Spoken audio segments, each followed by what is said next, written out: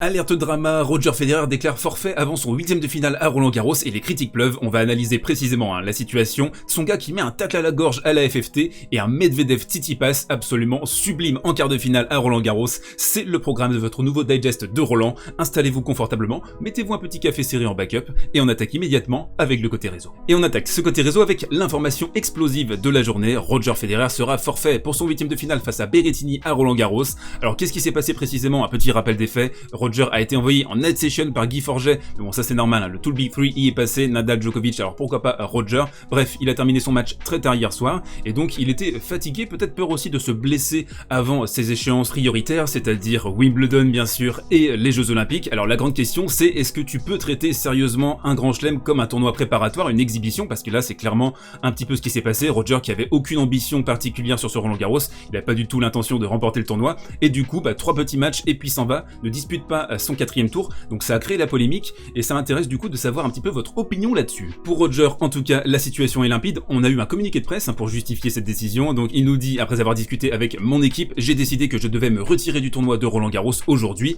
Après 2 opérations du genou et plus d'1 an de rééducation, il est important que j'écoute mon corps et que je n'aille pas trop vite dans le retour à la compétition. Je suis ravi d'avoir gagné 3 matchs, il n'y a pas de meilleur sentiment que d'être de retour sur le terrain. Alors du coup, mon avis il est relativement partagé parce que je me dis qu'il y a une logique sportive, clairement, on s'y attendait qu'il allait déclarer forfait, c'était assez envisageable parce que on voit il finit son 3e tour contre Kopfer, il est complètement sur les rotules. Guy qui l'envoie en night, le papy Roger, du coup il a fini très tard et c'est quelque part assez normal vu ce qu'il a connu cette dernière année qu'il déclare forfait. Mais en même temps, est-ce qu'on peut vraiment utiliser un grand chelem comme tournoi préparatoire? Ça pose aussi la question de c'est qui en fait l'icône ici? C'est Roger Federer qui sert le tennis ou c'est le tennis qui sert Roger Federer? Bref, il y a un vaste débat je pense à avoir. N'hésitez pas à développer votre pensée dans les commentaires, je pense qu'il y a vraiment beaucoup de choses intéressantes à dire et nous on enchaîne avec Jo-Wilfried Tsonga. Next, dans ce côté réseau, Jo-Wilfried Tsonga qui envoie un tacle glissé à la gorge comme ça à la FFT. Il y a des points très intéressants dans cette interview, alors je vais pas vous la montrer parce que tout simplement il y a des journalistes qui bossent pour faire des interviews et écrire des articles, donc si vous voulez l'interview complète n'hésitez pas à acheter le journal, mais j'ai choisi des petits morceaux très intéressants pour vous et je vais vous les expliquer, je vais vous les détailler. Le premier point très intéressant dans cette interview, c'est à quel point Jo-Wilfried Tsonga explique que entraîner c'est un sacerdoce, ça doit être quelque chose que tu effectues 24 heures sur 24, 7 jours sur 7, il n'y a pas d'impasse. Donc il dit les joueurs ont besoin autour d'eux de gens qui connaissent le métier, les embûches, qui ont la compétence pour les accompagner et être juste avec eux. Il faut les entourer au quotidien. Ce n'est pas un métier de fonctionnaire, un terme qui a choqué d'ailleurs sur les réseaux, mais en même temps tout choque sur les réseaux sociaux aujourd'hui. C'est du 24 heures sur 24. Tu ne peux pas compter dans un milieu si concurrentiel, là où toi tu ne le fais pas, les autres le font. Le tennis de haut niveau aujourd'hui évolue à toute vitesse. À la Fédé, il y a des personnes qui entraînent depuis 30 ans, mais en 30 ans ça a changé, le niveau a évolué, et s'ils ne sont pas formés, s'ils ne continuent pas de se renflouer en termes de connaissances, au bout d'un moment on arrive au bout du truc, des gens sont là, ils font toujours la même chose qu'il y a 30 ans, sans résultat. Et lui, évidemment aussi, il sert son projet parce que maintenant il travaille à la All-In Academy, il a commencé déjà à former les jeunes, il est très impliqué dans ce projet avec Jean-Michel Aulas notamment.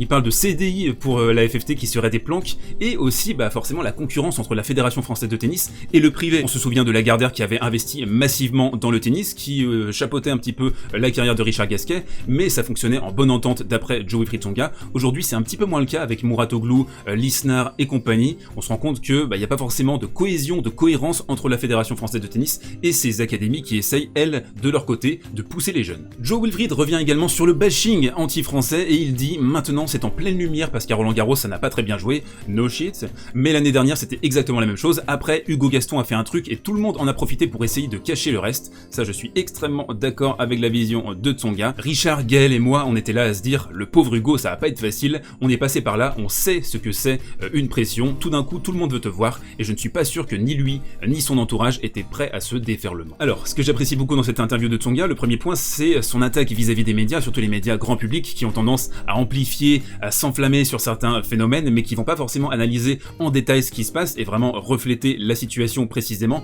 Là on voit cette année avec Roland-Garros, ça a vraiment mis en lumière une situation, il y a tout le monde qui s'y est engouffré dans la brèche pour donner son avis, pourquoi on est nul, etc. Je pense que vous avez vu le screenshot sur BFM TV. Et de l'autre, on a une véritable force de proposition position, c'est quelqu'un qui est déjà engagé dans la formation, qui va essayer de continuer à pousser, à transmettre, ça je trouve ça très intéressant, c'est le meilleur joueur français de ces 20 dernières années, c'est très intéressant que ce joueur qui a fait une finale en Grand Chelem, qui a fait beaucoup de grands résultats sur les 20 dernières années, quoi qu'en disent les haters et les Tenix, c'est très bien qu'il puisse essayer de retransmettre comme ça son expérience, chapeauter peut-être des jeunes, ça promet, des moyens ont l'air d'avoir été déployés à ce sujet, et puis nous, bah voilà, je pense qu'on a tout dit, on va passer maintenant au coin tactique. Et on enchaîne avec le coin tactique, et c'est le match explosif qu'on n'attendait pas. Daniil Medvedev est au rendez-vous des quarts de finale à Roland-Garros, il affrontera Stefanos Tsitsipas, ce sera la 8e rencontre entre les deux hommes, 6-1 pour l'instant pour Medvedev. Tsitsipas n'a battu simplement Medvedev qu'au Masters en 2019 sur son parcours victorieux sur ce tournoi. On va analyser les forces en présence, on va regarder ce qui s'est passé sur leur match en 8e de finale, et on va se projeter vers un pronostic éventuel. Alors pour commencer cette palette, c'est le thème de la créativité forcée, c'est un thème qui me tient à cœur pour les revers à une main notamment. Ici vous voyez Stefanos Tsitsipas qui est obligé de passer sous la balle,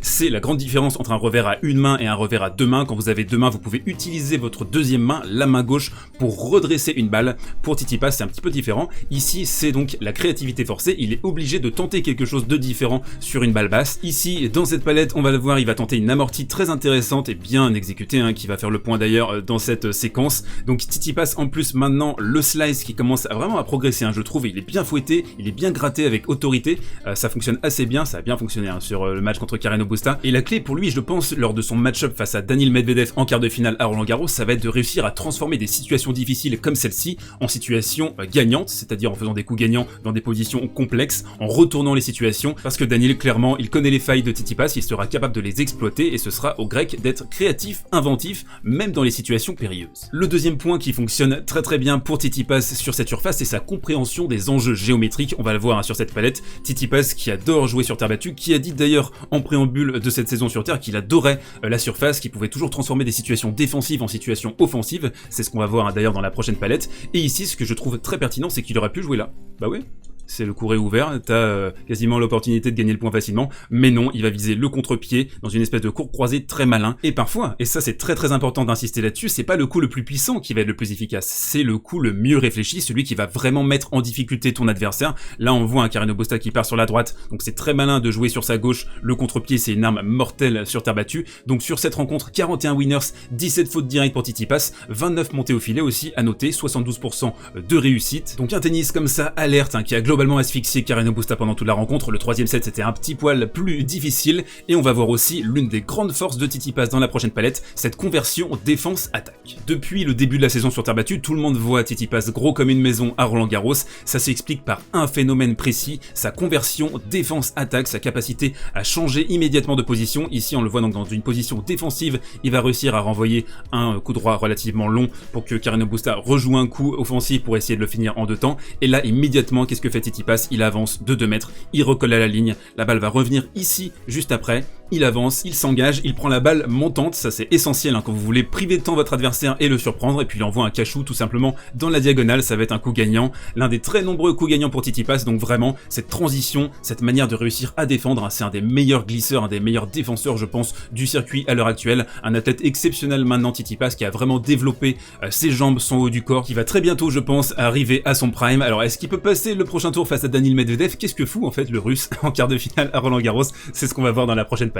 Alors qu'est-ce que fait Daniil Medvedev en quart de finale de Roland-Garros quand on avait dit en préambule de ce tournoi que ce sera déjà pas mal s'il passait public au premier tour? Eh bien on va le voir dans une analyse détaillée de son jeu et notamment sur cette palette. La première chose évidente à noter, et je pense que les connaisseurs de tennis l'ont noté également, c'est que Medvedev joue à plat même sur terre battue, ça c'est très intéressant, et il arrive notamment sur ce match contre Garin à toucher ce rectangle magique, à trouver de la longueur, et la balle rebondit très peu. La balle Wilson qui a pas forcément beaucoup de rebond, c'est des conditions très particulières cette année, on n'avait pas forcément vu ça les années précédentes avec un rebond très faible, et Daniil tout de suite il a dit en arrivant à Roland-Garros, j'adore ces conditions, j'adore la terre battue et peut-être pas la terre battue, mais j'adore vraiment ces balles Wilson qui me permettent de jouer mon jeu traditionnel. Et là le truc qui est vraiment manifeste avec Daniil je trouve sur cette première semaine, c'est à quel point il est cool, il est chill, il est composed, il a vraiment tout le temps du monde, il joue dans ses filières traditionnelles, ça c'est hyper important, il a pas besoin d'adapter vraiment son jeu. Là vous le voyez jouer à Roland-Garros comme il jouerait à l'US Open par exemple, il trouve de la longueur, il essaie de varier un petit peu, il compte beaucoup sur son service,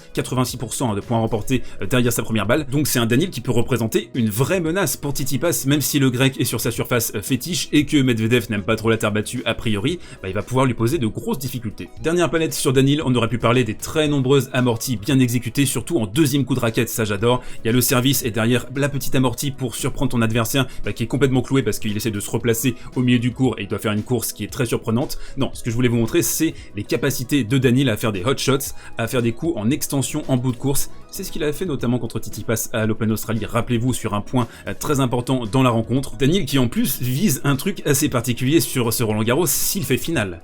Et que Novak Djokovic s'arrête en demi-finale par exemple contre Rafael Nadal, il serait numéro 1 mondial. Donc il est en fait à 2 matchs, 2 victoires d'être numéro 1 mondial au cas où Djokovic perdrait contre Nadal en demi-finale bien sûr. Donc ça peut être aussi un objectif qui pourrait le transcender. Alors qu'est-ce qui va se passer exactement sur la rencontre entre Tsitsipas et Medvedev? Je vous laisse me détailler ça en commentaire. Personnellement je pense que ce serait un affront pour Tsitsipas de perdre sur sa surface préférée face à Daniil qui est son pire ennemi, avec notamment la relation entre les deux hommes qu'on connaît qui est assez sulfureuse. Donc ça m'intéresse d'avoir vos pronostics dans les commentaires. Pour moi, une victoire en 5-7 de Tsitsipas. Et on enchaîne, on termine avec la reco du jour, le match à ne manquer sous aucun prétexte demain. Alors il y a le duo, il y a le Big Two qui est à l'œuvre sur le Châtrier, on a un Djokovic-Musetti en deuxième rotation et le Nadal-Sinner très intéressant. Est-ce que l'Italien peut poser des soucis à Nadal? On en a parlé lors de la vidéo d'hier. Ce soir, je vous donne rendez-vous sur Twitch. Encore une fois, on se retrouve pour le Nishikori-Zverev, on va en parler, ça va blablater. On était 100 en moyenne hier, incroyable, vous êtes de plus en plus nombreux. On aura aussi également l'opportunité de revenir sur le forfait de Federer, bref, on va parler encore pendant des heures, n'hésitez pas donc à passer. Pour les autres, on se retrouve demain pour un nouveau digest. D'ici là, portez-vous bien et prenez soin de vous.